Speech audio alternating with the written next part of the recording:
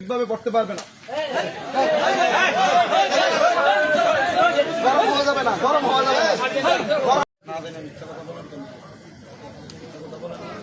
আমি তো জানি যে আমার আম্মা অসুস্থ। অসুস্থ না জানতে আপনি তাদের মাইক কেন সমালোচনা করে? সমালোচনা কেন সমালোচনা করছে? কিসের আপনার সাথে ফাজলামি করেন? সূরা ফাতিহা তো ভালোভাবে পড়তে পারবেন। কারণ সূরা ফাতিহা পড়তে খাও মিয়া এইভাবে কথা বলেন। তুমি এখানে